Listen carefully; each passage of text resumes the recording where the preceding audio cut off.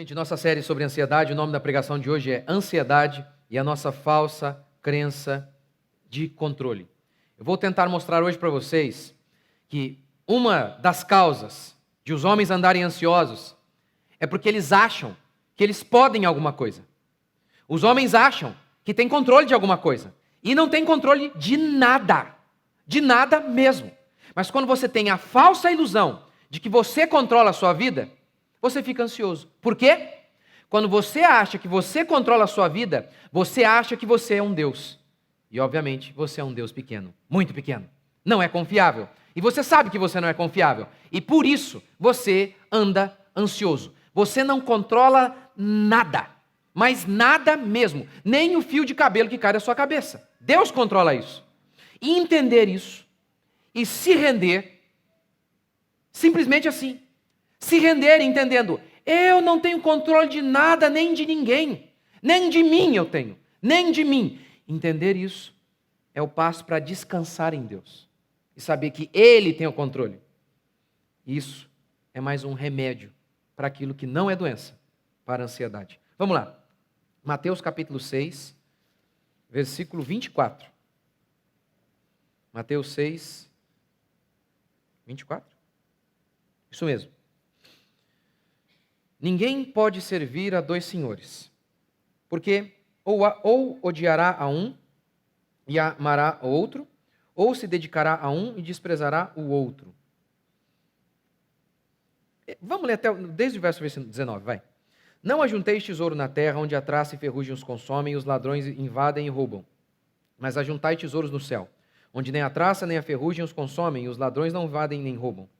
Porque onde estiver o seu tesouro, aí estará o seu coração. É isso mesmo, eu vou falar sobre ansiedade, e olha o que eu estou lendo. Porque o contexto aqui é sobre isso.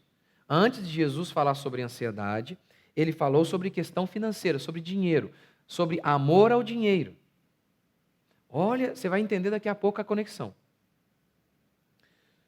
Verso 21 de novo, onde estiver o seu tesouro, aí estará o seu coração. Se você faz do dinheiro o seu tesouro, você vai ficar ansioso. Não tem como.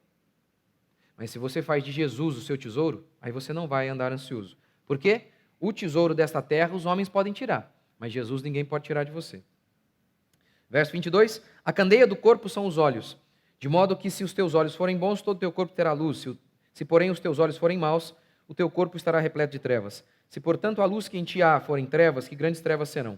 Ninguém pode servir a dois senhores, porque ou odiará a um e amará ao outro, ou se dedicará a um e desprezará ao outro. E aqui, quais são os dois senhores? Um é Jesus e o outro é o dinheiro.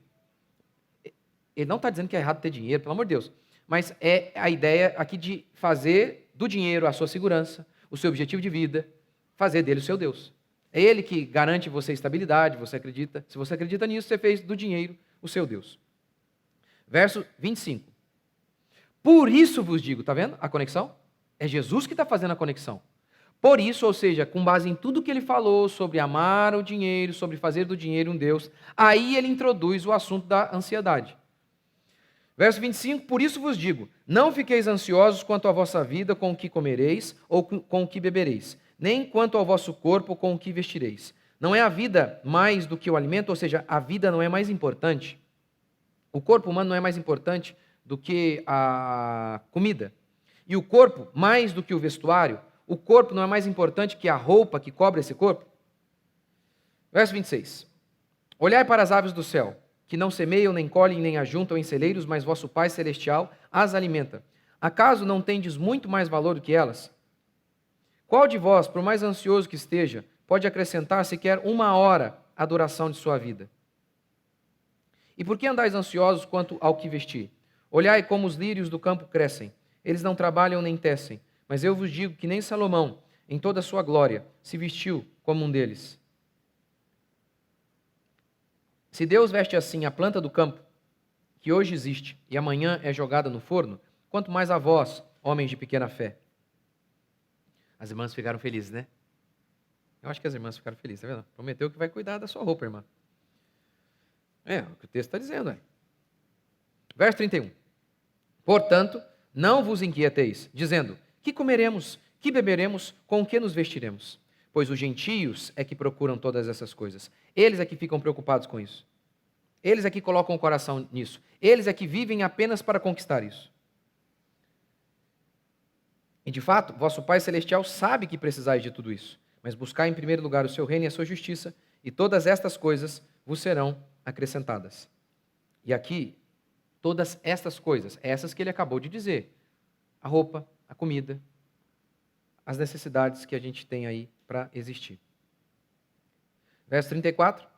Não vos inquieteis, pois, pelo dia de amanhã, porque o dia de amanhã trará suas próprias preocupações. Basta a cada dia o seu problema.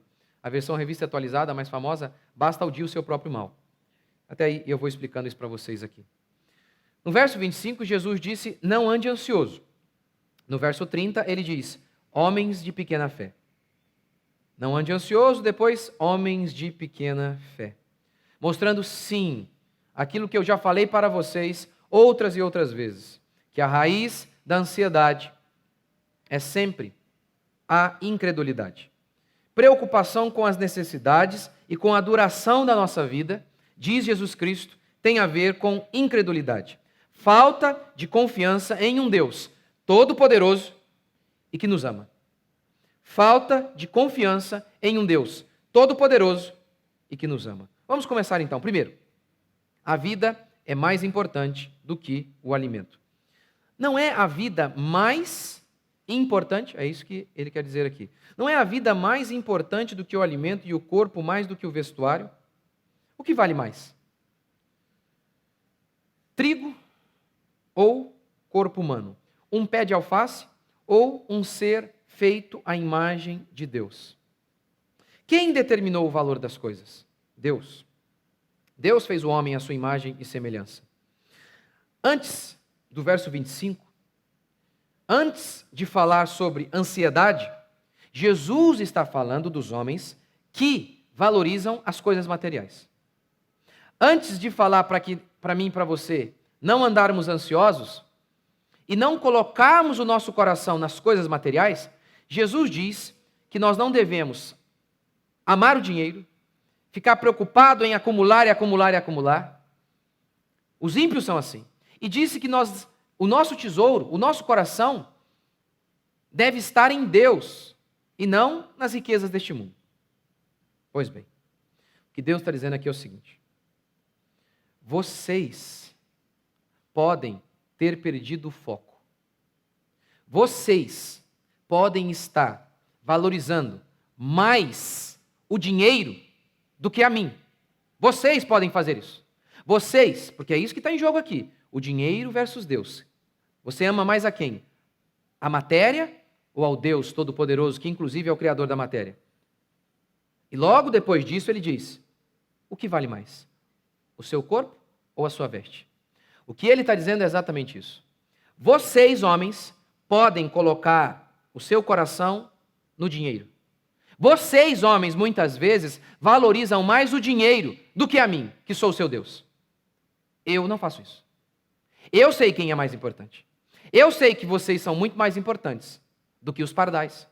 Eu sei que vocês valem muito mais do que um campo de trigo, do que toda a fauna, do que toda a flora, do que todos os metais preciosos que existem, do que um campo repleto de gado. Eu sei. Por isso eu cuido daquilo que eu valorizo. Vocês querem dizer que eu sou como vocês?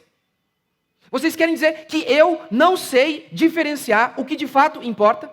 É isso que vocês pensam? Vocês pensam que eu sou como vocês? Eu não sou como vocês. Eu sei o que importa. E o que mais importa para mim é o meu povo. E eu sei diferenciar. E eu sei guardar e proteger o meu povo. Aquilo que te é mais precioso, você cuida melhor. É isso que Deus está dizendo. Eu cuido de tudo. Eu cuido até dos pardais que são insignificantes. Não vou cuidar da coisa mais preciosa que eu tenho? Gente, nós compramos um sofá recentemente, acho que um mês. Aí uma criança ameaçou de pular no sofá. Quase houve homicídio. Mas é óbvio. Depois de um mês, 3 meses, 4 meses, falei, daqui a pouco a gente enjoar, aí tudo bem. Agora não. Agora não. Aquilo que é precioso, você cuida.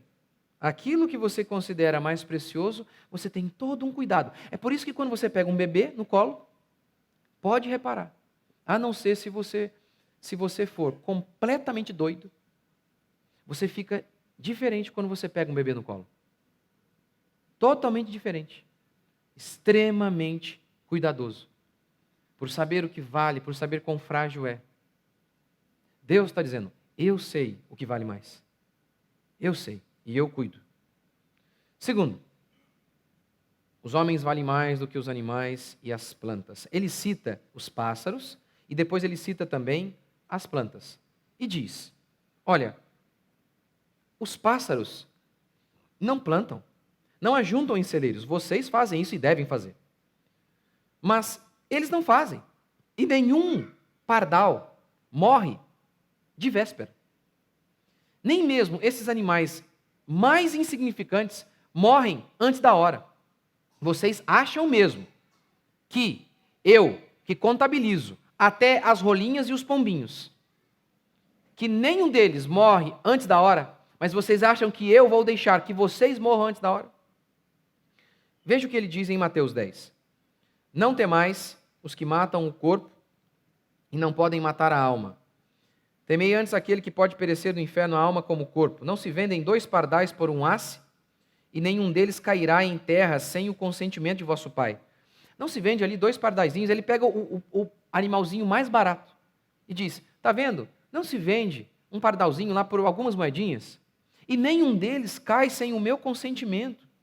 E quanto a vós outros, até os cabelos todos da cabeça estão contados. Não temais, pois bem mais valeis do que muitos pardais. Do que muitos pardais. Se nem um fio de cabelo da sua cabeça cai sem a permissão divina, você acha que o seu emprego vai cair? Se Deus não quiser? Você acha que você vai tombar antes da hora? Se até o fio de cabelo que cai da sua cabeça, Deus diz, caiu porque eu quis. Porque se não quisesse, eu não caía.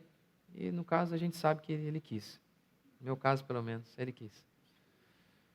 Senhor, o Senhor sabe de todas as coisas. Mas enfim, ele controla tudo. Não vai controlar o seu corpo. Se o seu corpo vai cair no caixão, a hora que cair é a hora que Deus quis. O medo vai bater. Mas quando ele bater, a cura não é um ansiolítico. A cura é, eu creio. Eu confio. É assim que você põe a ansiedade para correr.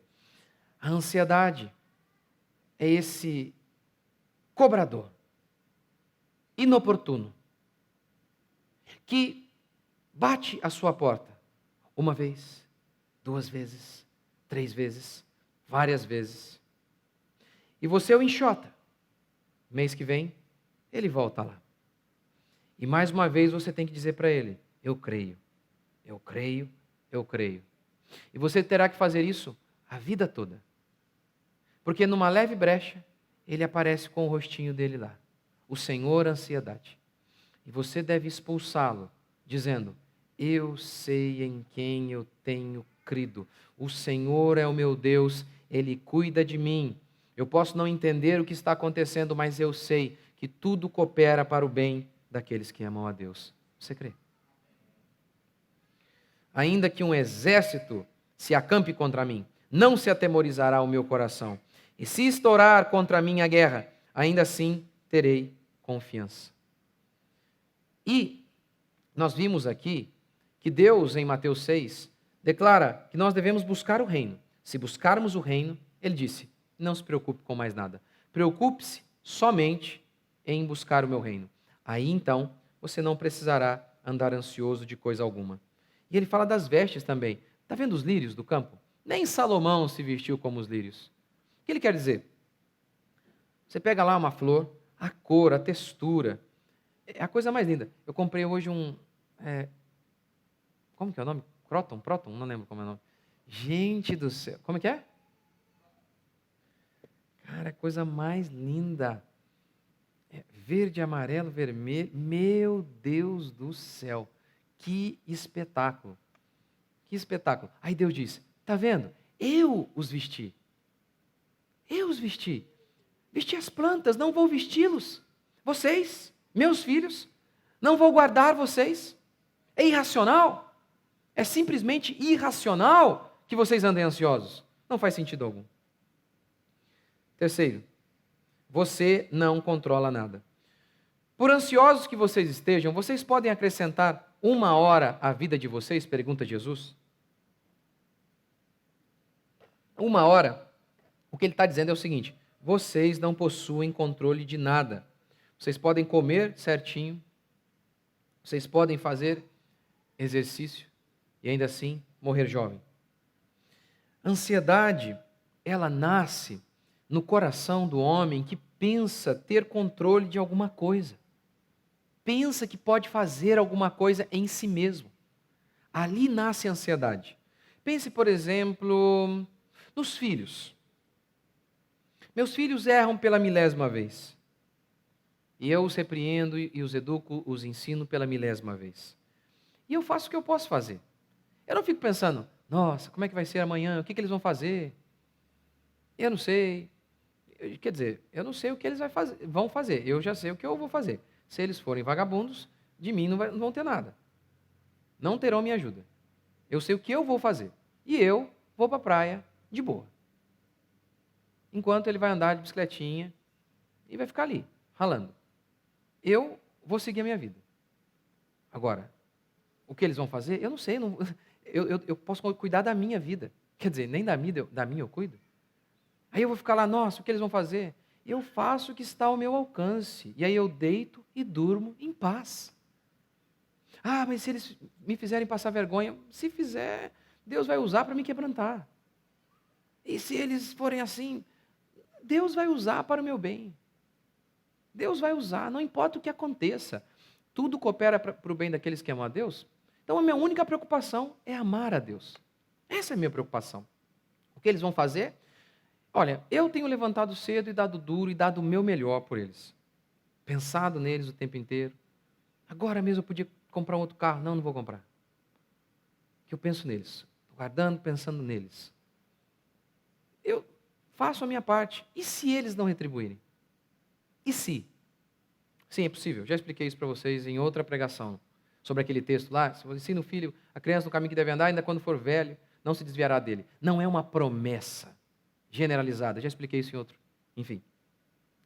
Eu não sei. Há uma grande chance de que dê tudo certo. Enorme. Como diz Provérbios. Mas Deus foi um pai perfeito. E Adão escolheu errado. Eu fico em paz. Aos seus amados Deus dá enquanto dormem. Em relação ao nosso trabalho, eu inúmeras vezes penso, o que eu posso fazer para melhorar? Mas às vezes me bate aquela tentação da angústia. Jesus Cristo, há 4 anos eu estava fazendo coisas tão erradas e não percebia. Será que agora o que eu estou fazendo errado agora que eu não percebo? Eu não sei, vou continuar orando todos os dias, vou tentar melhorar, vou ler, vou melhorar um pouquinho a cada dia. E que Deus me ilumine, que Deus me guarde. O que eu posso fazer, o meu máximo eu estou fazendo. O meu máximo. Estou deixando ali o meu sangue. Agora, é Deus quem faz. É Deus quem guarda, é Deus quem opera. Cabe a mim confiar nele. Eu não controlo nada. Eu não controlo nem mesmo a minha vida. 4, incredulidade. Homens de pequena fé. Deus diz isso. E o tom aqui, Jesus diz aqui, não andem ansiosos, homens de pequena fé. E o tom é de repreensão. É ridículo a incredulidade. É simplesmente ridículo. Sim, às vezes nós somos ridículos. Mas é importante que se diga, é ridículo. Você pergunta para o crente, você crê que Deus abriu o mar vermelho? Creio. Você crê que Deus criou os céus e a terra? Ele responde, creio. Você crê que Deus andou sobre as águas? Que Jesus andou sobre as águas? Creio. Você crê que Jesus venceu o diabo, venceu a morte, venceu o mundo, conquistou a salvação eterna para mim e para você? Creio. Você crê que Ele pode dar arroz e feijão para você amanhã? Não sei. Faz sentido? Vê se faz sentido. Vê se faz sentido. Aquele que não poupou o seu próprio filho, antes por nós o entregou, porventura, não nos dará graciosamente com ele todas as coisas? Pergunta o apóstolo Paulo. É mais ou menos assim. Você crê que Deus deu uma Ferrari para você, a salvação, mas você está em dúvida se Deus tem poder para te dar um Fusca, para suprir as suas necessidades. O ansioso ofende a Deus. Ofende a Deus. Ele está dizendo, com sua ansiedade, Deus não é suficiente. O Senhor não cumprirá a sua palavra. O Senhor mente. Por isso, eu temo. Uma vez eu falei sobre um pai. Falei assim, olha, quando você é criança, você está apavorado por conta de alguma coisa. Mas aí você gruda no seu pai e você se sente seguro. E aí eu falava sobre isso. Falei, Deus é assim. Mas aí uma moça disse assim, mas e quando o seu pai saiu para comprar cigarro e nunca mais voltou? Aí eu falei, o meu Jesus não saiu para comprar cigarro. E eu estou falando é dele. Você está pensando que Jesus é como o pai que saiu para comprar cigarro? Por isso que você está ansioso? Porque é óbvio. Tchau, filha, vou ali comprar cigarro, e não volta. E ela fica preocupada quando alguém diz, tchau. Ela não sabe se a pessoa vai voltar, entendo? Mas e em relação a Jesus? Quando Jesus nos deixou na mão? Quando ele disse, volta daqui a pouco e não voltou? Quando isso aconteceu em relação a Deus Pai? Jamais! Não faz sentido algum, então, que andemos ansiosos. Quinto e último princípio.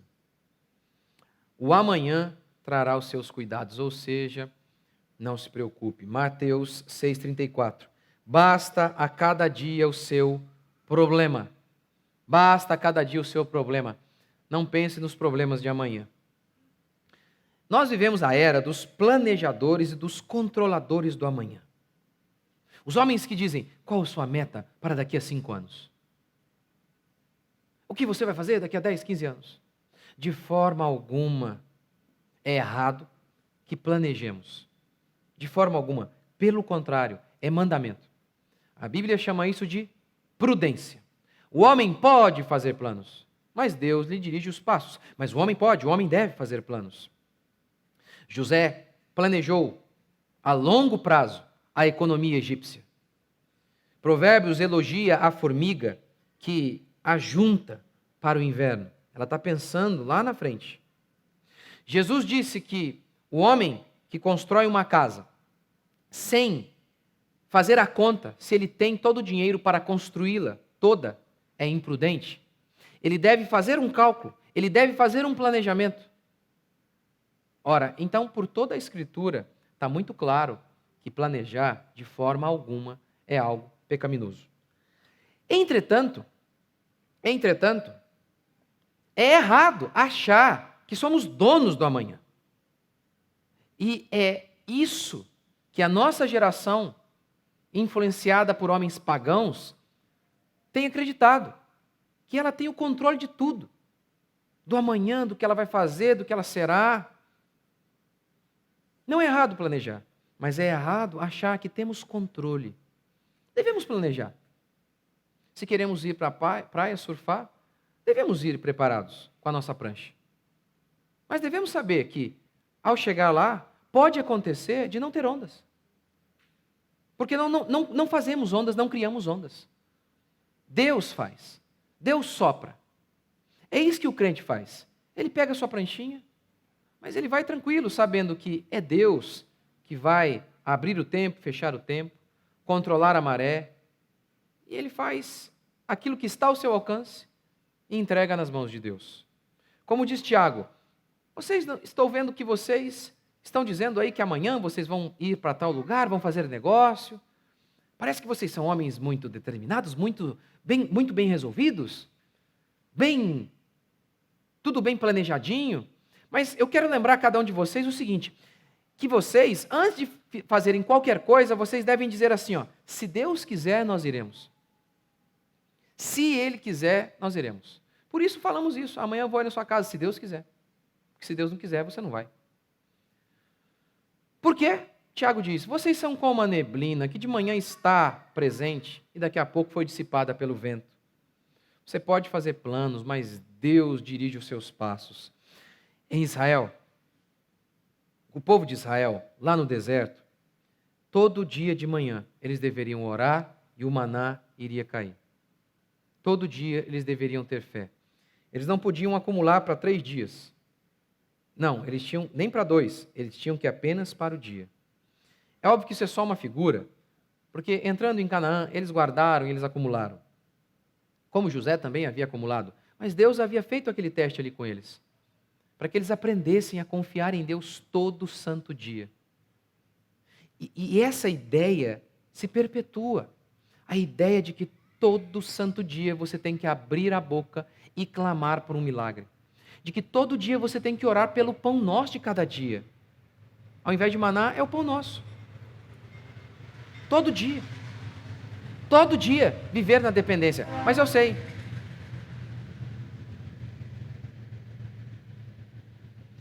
Eu sei. Pense nessa cena. Todo dia eu levantar e a minha panela estar vazia, e todo dia eu ter que orar por um milagre novamente, meu Deus, estou cansado, não aguento mais. Mas era assim que Israel viveu toda a sua vida enquanto esteve no deserto. Nós estamos no deserto.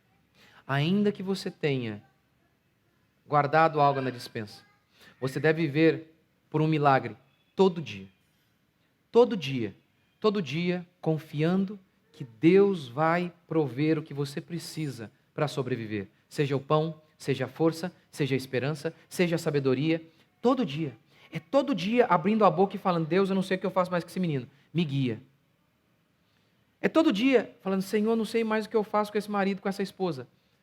Me guia. É todo dia clamando por uma provisão. E você acha que essa é uma circunstância que te deixa ansiosa? Te deixa ansioso?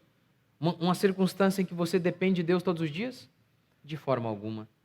Porque Ele é fiel. Ele não é o pai que saiu para comprar cigarro e nunca mais voltou. Ele é aquele que diz: eis que estou convosco todos os dias, até a consumação dos séculos. Vocês creem? Vamos ficar de pé?